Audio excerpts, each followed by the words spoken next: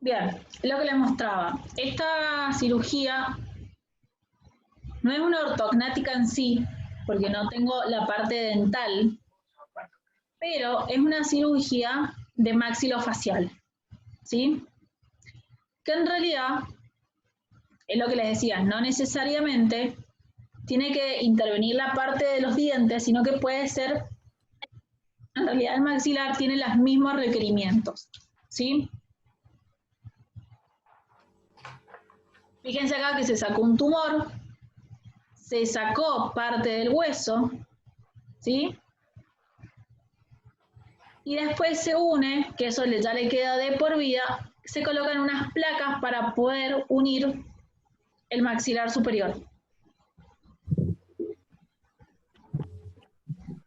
¿Sí? La oreja, sí, fíjense que también la oreja, eso es lo otro que les iba a decir, en este caso que va levemente lateralizada la cabeza, ¿sí? El paciente va de cúbito dorsal, como dijimos, levemente lateralizada, como para que no ingrese sangre en los oídos, también se coloca una gasita, ¿sí? Para evitar el ingreso del sangrado, ¿sí? Entonces tenemos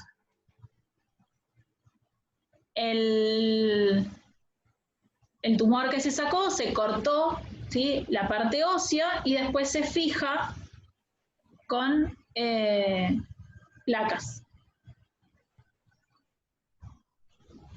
Esto igual tiene la misma gravedad, porque obviamente la paciente no puede, puede abrir la boca, pero no puede comer, ¿sí? Porque obviamente eso queda fijado, ¿sí? El dolor es intenso, entonces se mantiene una dieta líquida igual, ¿sí? Si hay que ver el tema de las infecciones. En este caso, como no está propiamente dentro de la boca, o no estamos con la parte dentaria, en este caso, como les decía, sí se puede hacer una intubación orotraqueal. Pero igual hay que hacerlo con tubos espiralados, porque, bueno, no se alcanza a ver, el tubo siempre también va para arriba, ¿sí? Lo más lejos del campo quirúrgico, ¿sí? Lo ideal también es colocarle los prolongadores, no va fijado a la cabeza, pero sí va contrario con el prolongador. Sí, lo único que se diferencia acá es esto, de que al no trabajar en la boca podemos hacer una intubación orotraqueal. Es un poco más fácil o accesible la vía aérea, pero la complicación postquirúrgica, ¿sí? O de extubación es la misma. ¿Cuál es el riesgo de acá? Que acá yo tengo la yugular, ¿sí? Tengo los accesos mayores, ¿sí? Accesos arteriales y venosos muy grandes. Por lo consiguiente, el sangrado acá tiene que ser mínimo para que ellos puedan realmente visualizar el campo correctamente y no lesionar un vaso. ¿Sí? Acá sí hay que tener sangre disponible porque ellos perforan un vaso y en realidad nada, el paciente se nos desangra en 5 minutos. Bien, acá es lo que teníamos. Más o menos cómo quedan los diferentes tipos de cirugías que se pueden hacer, ¿sí? En realidad, si yo tengo que colocar un injerto, ¿sí? O lesionar, o se perforó, o se fracturó alguna parte, el maxilar, las fijaciones superiores, ¿sí? Son todos los tipos de cirugías o fijaciones que se pueden hacer dentro de la boca. Encontré un videito que yo creo que les puede gustar. A ver si lo tengo abierto. Así se los muestro. Después les paso el enlace, pero está bueno el video.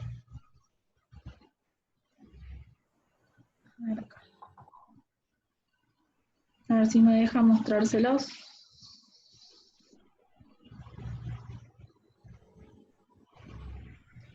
Ven que ahí lo abrí. Acá. Bien, ¿ven la página? de YouTube. ¿O no? Sí, profe. Bien. Ahora chévere. Ven que tiene la abreboca, ¿sí? Se va entrando. Tiene la fijación, tiene los brackets.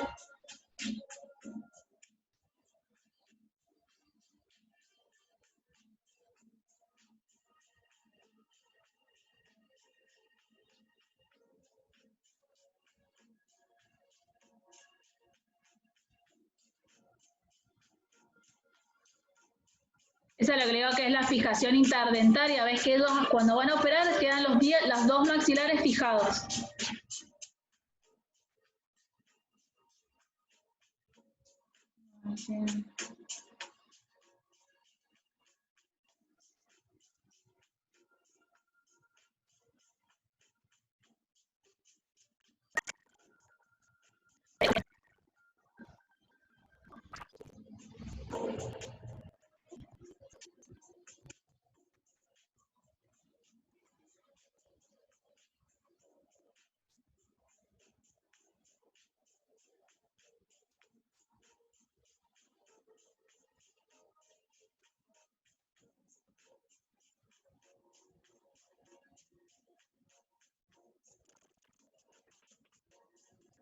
Tienen que quedar rotos acá un pedazo del hueso, tranquilo, para que vean cómo se fijan los dientes, ¿sí?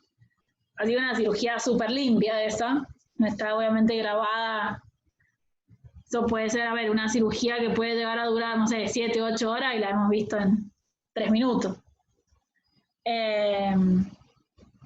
Pero bueno, más o menos como para que puedan entender o tener una idea de lo que se hace en una cirugía ortognática.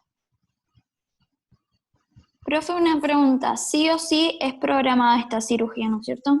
Sí, sí, eso es lo que íbamos a ver. Ahora vamos a ver lo que son los traumas, ¿sí? Si el trauma, a ver, si el paciente llega a la urgencia por alguna fractura, ¿sí? Nunca es del todo urgente, ¿sí? Exceptuando que esté produciendo alguna otra lesión o alguna otra complicación, la fractura en sí no es de urgencia, ¿sí? Se hace programada. Bien, las traumas maxilofaciales, ¿sí? El trauma en la región maxilofacial da como resultado una combinación variable de lesiones dentales, óseas y de tejidos blandos. La extensión de dichas lesiones involucra estructuras laringeas, tráqueas, órbitas y cerebroespinales. Es como le digo, hay que ver el tipo de trauma, ¿sí? Acá tenemos diferentes clasificaciones de trauma maxilofaciales y dependiendo de la gravedad es si se ingresa o no a el paciente a cirugía. Si la gravedad, en realidad lo que se va a hacer es resolver la urgencia o ver la complicación que tiene, ¿sí? Pero no la reducción ósea en el momento, ¿sí? La reducción ósea se hace posterior, ¿sí? Lo que se hace en realidad es, por ejemplo, se me perforó por lesionar esto más que todo, como les digo, o sea, por accidentes viales, golpes, ¿sí? O caídas bruscas. Entonces, por ejemplo, me pegaron una piña y pues se me fracturó la órbita y me terminó produciendo un daño en el ojo. La prioridad es el ojo, ¿sí? Entonces, lo que se va a hacer es reducir la fractura como para volver la estructura a su lugar, pero en realidad lo que se va a evaluar o lo que se va a hacer es en el ojo y después, posteriormente, se va a hacer la fijación de la fractura orbitaria. No sé si entendés.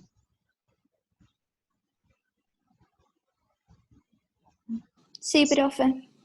Bien, entonces, dependiendo, ¿sí? La complejidad, ¿sí? Se clasifican por Lefort, ¿sí? La clasificación se denomina así, Lefort tipo 1, Lefort tipo 2 o Lefort tipo 3.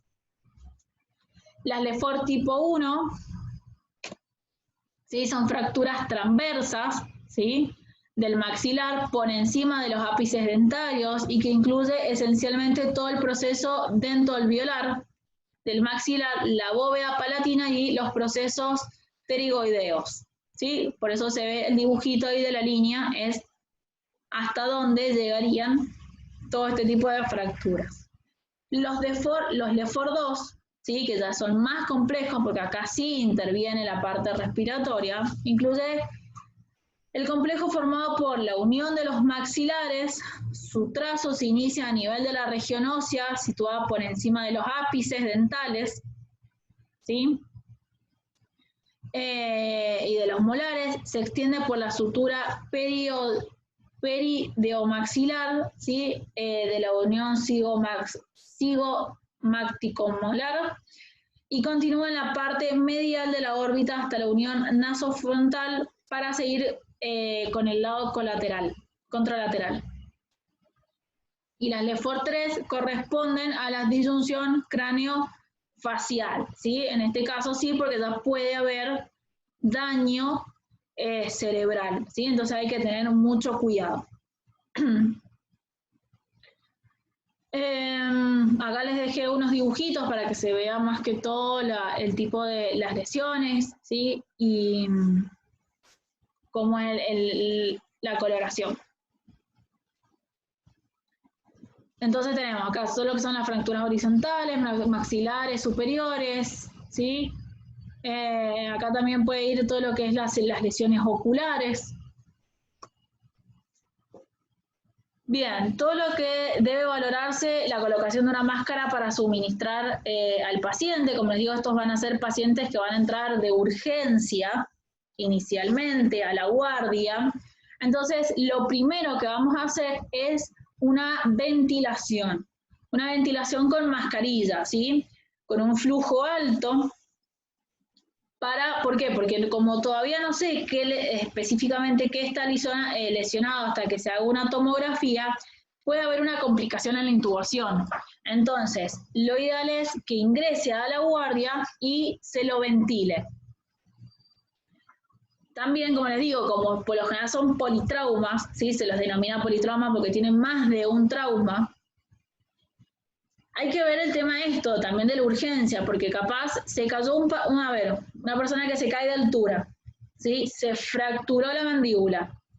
Pero ese paciente que cayó de altura, es probable que también se haya perforado el vaso. Hay que ver si no tiene un neumotórax o un hemoperitoneo, o se fracturó una pierna, ¿sí? Entonces, o a los pacientes que ingresan a la urgencia, hay que evaluar en realidad si la fractura en sí de la cara es tan urgente o es más urgente que el resto de los otros traumas que tiene. Como también puede haber una lesión cervical, hay que inmovilizarlo al cuello, ¿sí? Entonces eso también va a dificultar el tema de la intubación.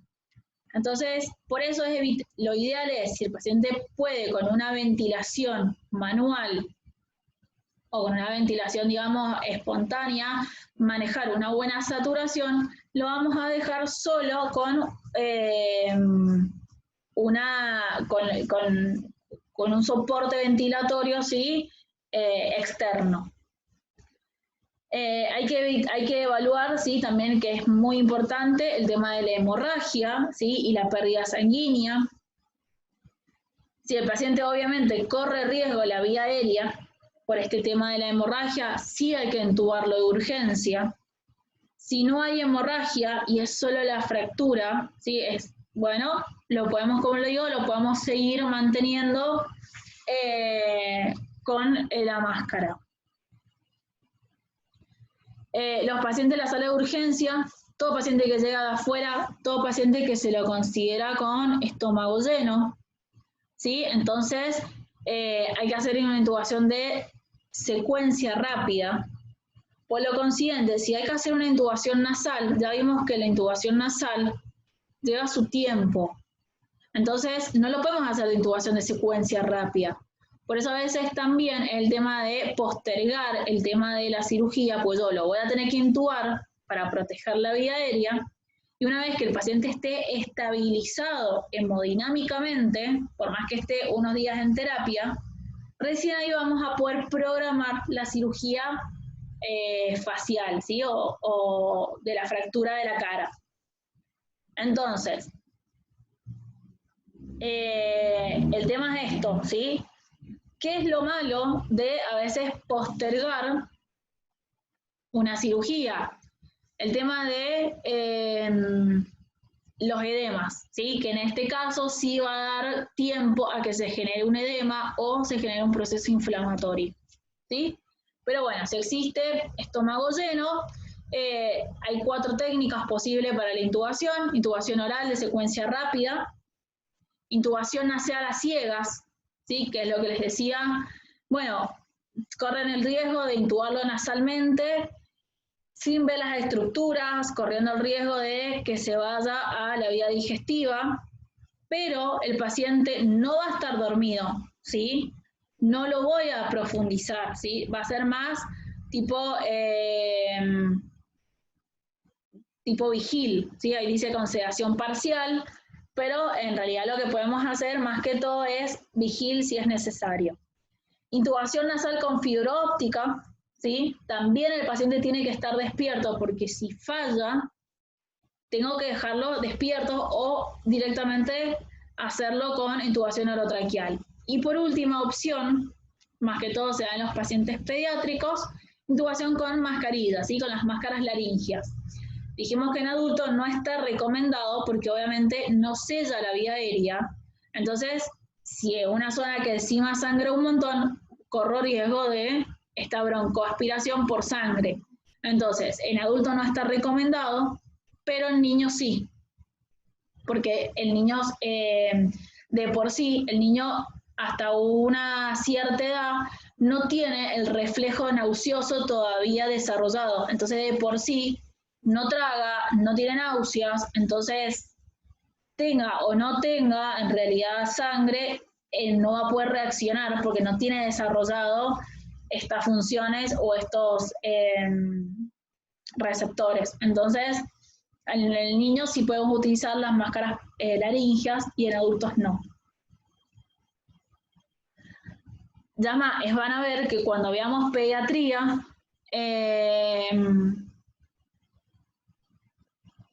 no, los tubos endotraqueales no tienen balones.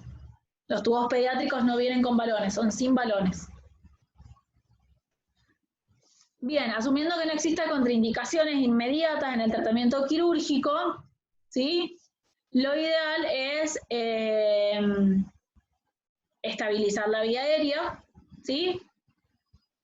El estado gástrico del paciente, generar el ayuno correspondiente, si se puede, ¿sí? Darle el ayuno o darle el tiempo para que cumpla el ayuno. Restitución de líquidos, porque probablemente puede o venir alcoholizado o puede haber generado una hemorragia y una disminución de la volemia, entonces hay que restituir la volemia, entonces la podemos hacer con los líquidos, ¿sí? Y lo ideal es la cooperación del paciente en todo momento. Entonces, esto es importante si la cirugía no es totalmente de urgencia, ¿sí? Y podemos esperar y hacerla programada, lo ideal es esto, ¿sí? La estabilidad de la vía aérea, el estado del ayuno al paciente, estabilizarlo con líquidos o hemoderivados y que en caso de que tengamos que hacer una intubación vigil, el paciente pueda cooperar. La participación del anestesiólogo en la evaluación preoperatoria del paciente con trauma, así como su participación desde el momento del accidente hasta el acto quirúrgico, permitirá una minuciosa planeación del cuidado anestésico, ¿sí? Acuérdense que acá estamos hablando de, bueno, si el paciente vino de urgencia, vino a la guardia, el anestesiólogo no lo recibe, ¿sí? Nosotros, el servicio de anestesia de la guardia, va al quirófano cuando te dicen, mira, vamos a pasar el paciente al quirófano. Pero si no, en la guardia, recibiendo pacientes, no está. Entonces lo ideal es esto, que cuando llega el paciente a la guardia por primera vez, no solo sea evaluado por el cirujano, sino por el anestesiólogo también, ¿sí? En este caso el cirujano lo llama, el anestesiólogo baja hasta la guardia y lo evalúan en conjunto. Eso también nos permite decir que el anestesiólogo diga, no, mira, la vía aérea todavía es permeable, lo podemos esperar o no, mira, hay que pasarlo de urgencia, ¿sí? Porque el cirujano más que todo va a ver su parte quirúrgica y nosotros vemos más que todo la parte de la vía aérea.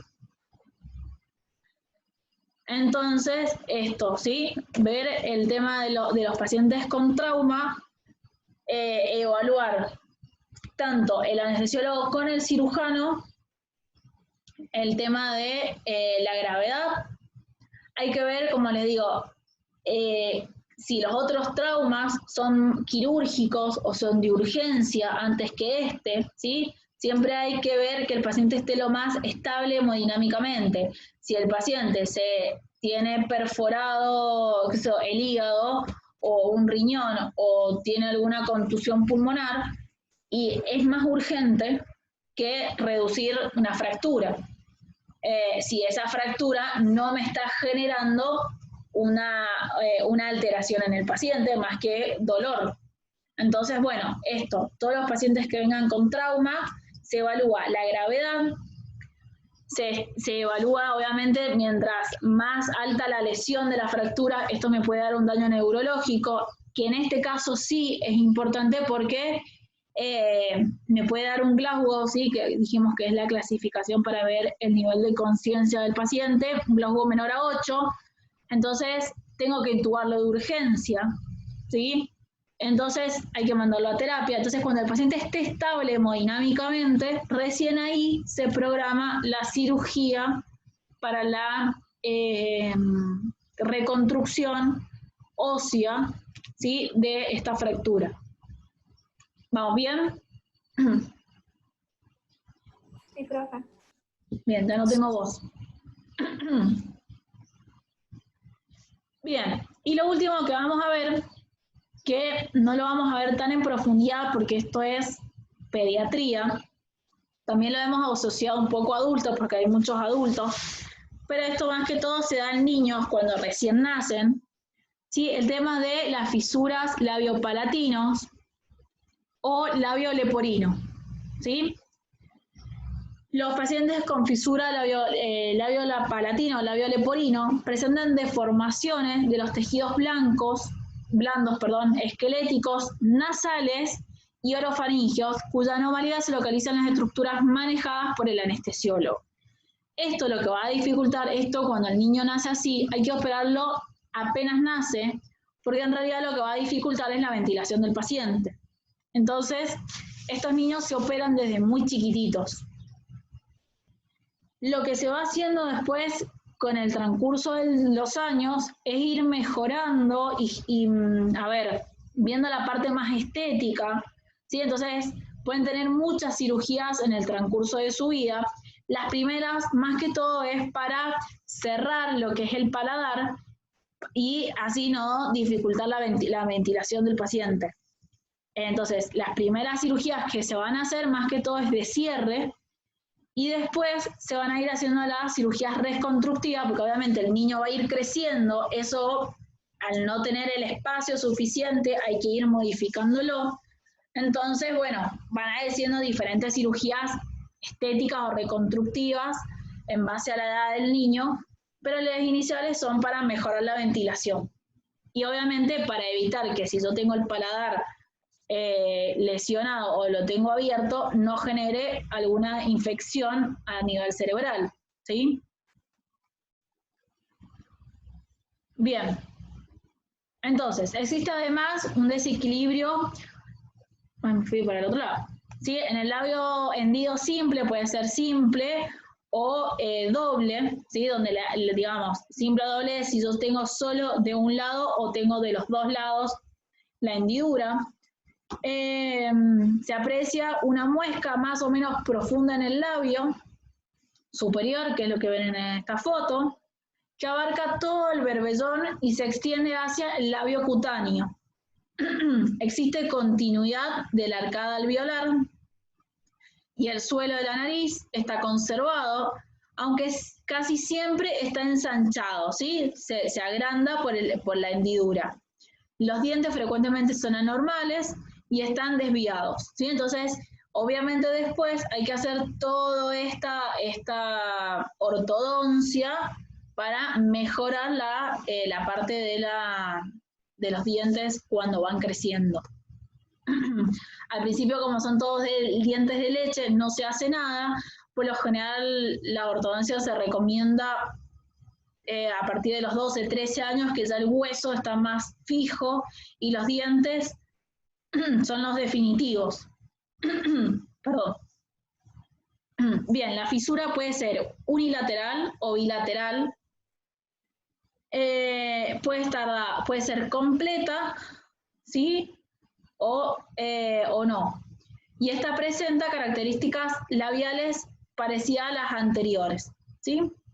La hendidura en todo el maxilar superior, extendiéndose hasta la apófisis palatinas y las láminas horizontales del palatino.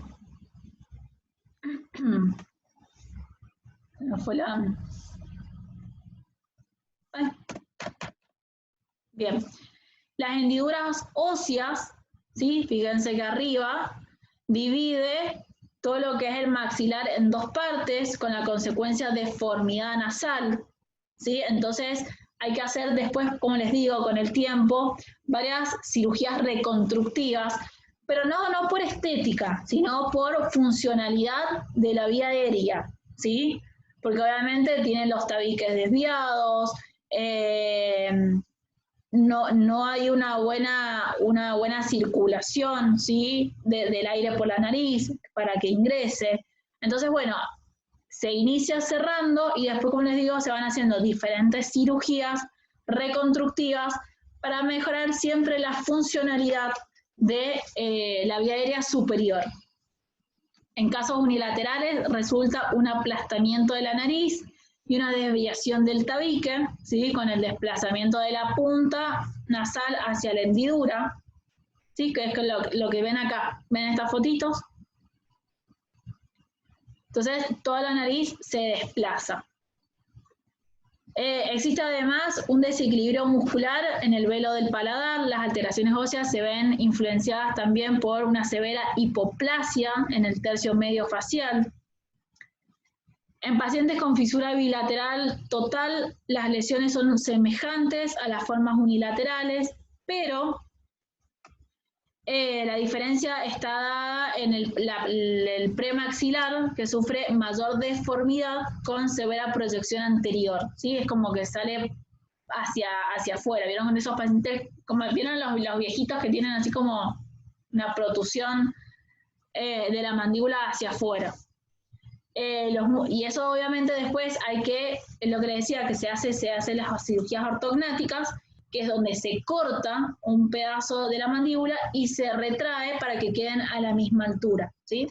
Por eso en realidad lo estamos dando, porque las cirugías ortognáticas terminan en realidad siendo las cirugías posteriores a muchas de las cirugías de labio leporino o con lesiones, ¿sí? En la cara o con fisuras en el paladar.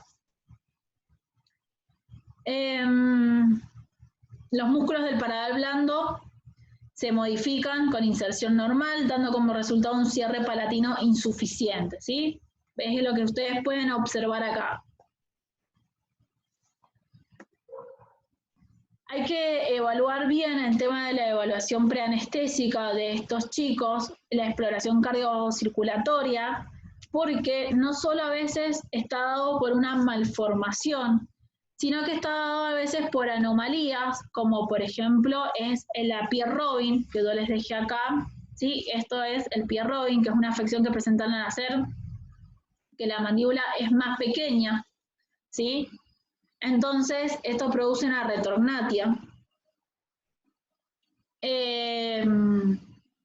Entonces, eso en realidad también lo que nos va a dificultar es, aparte de esa malformación que tiene, es el tema de la intubación del niño.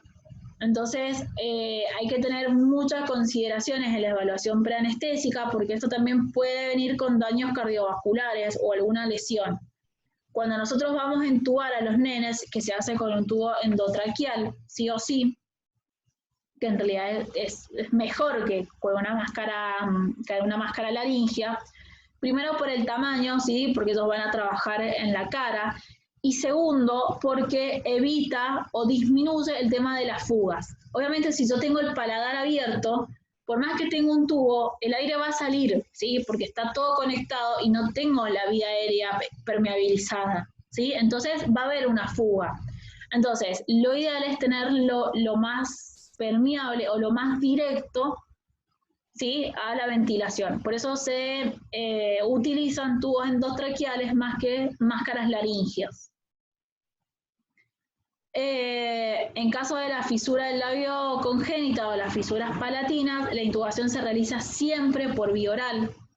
En los niños muy raramente se utilizan nasotraqueales, más porque obviamente al tener una lesión en el paladar no tengo las estructuras de reparo para yo poder colocar el tubo por la nariz y no generar un daño, ¿sí? O que el tubo se me vaya al cerebro. Porque al estar todo abierto, existe la posibilidad, no se va a ir al cerebro, pero sí se va a ir para arriba y lesionar las estructuras. Entonces, por eso se evita, en este caso, la intubación nasal, ¿sí? Se hace siempre por intubación orotraqueal. Lo que vamos a diferencia, ¿sí? De las ortognáticas, en vez de fijar el tubo en la parte de la frente, lo que yo lo voy a hacer es fijarlo en la parte del mentón, ¿sí? Porque ellos van a trabajar en esta parte. Entonces, también se coloca un abriboca y el cirujano lo que va a hacer es sentarse, el niño va en decúbito dorsal y el cirujano va sentado en la cabeza atrás. Entonces nosotros vamos a tener que tener la mesa de anestesia hacia los pies, ¿sí? Hay que tener los corrugados prolongados, las vías prolongadas, porque nosotros nos vamos a ir hacia los pies del niño porque el cirujano va a trabajar directamente en la cabeza del niño, ¿sí? Se coloca sentado como en las cirugías oftalmológicas, se sientan atrás del paciente y ellos como que trabajan sobre la cabeza, ¿sí?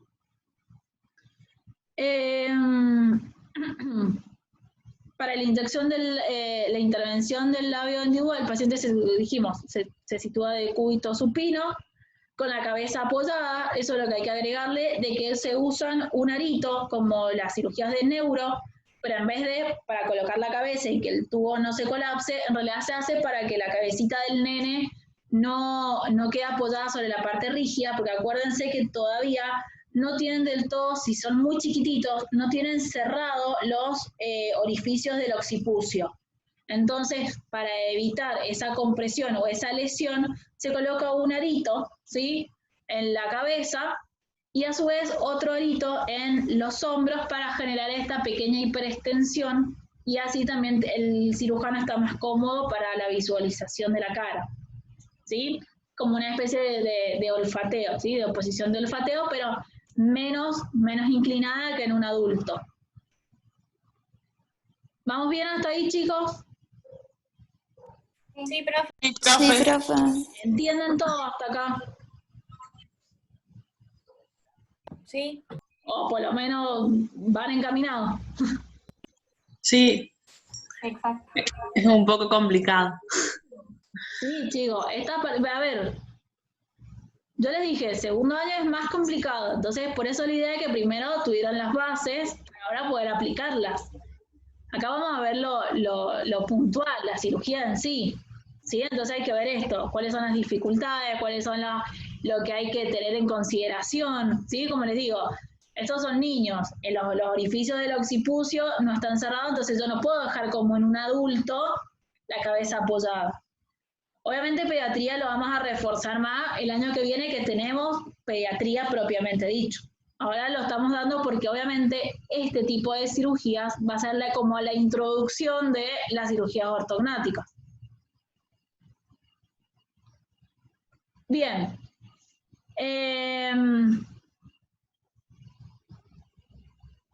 El tema de los niños, el tema de la anestesia, ¿sí? Siempre va a ser una anestesia inhalatoria. El tema de los líquidos son mínimos. No se hace tanto una anestesia intravenosa porque acuérdense que el volumen que yo le puedo proporcionar a un niño chiquito es poco. Entonces, si encima yo le estoy haciendo una anestesia intravenosa donde yo le estoy incorporando líquido, lo voy a sobrehidratar.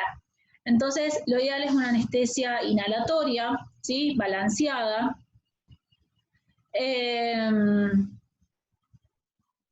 Intubación orotraqueal. Las drogas obviamente son dosis ínfimas, no necesitan relajación muscular, ¿sí? Por esto mismo de que no tienen estos reflejos deglutorios o de nauseosos todavía muy desarrollados, ¿sí? Estamos hablando de bebés muy chiquitos, ¿sí? Hasta el año más o menos. Entonces, como todavía no tienen estos reflejos, no necesitan relajación muscular, ¿sí?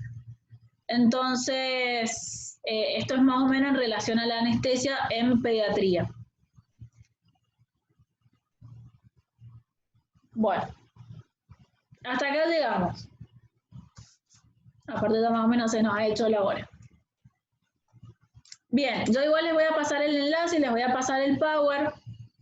El video que vimos es como muy simple de lo que es cirugía ortognática, pero bueno, es como para que ustedes tengan una idea.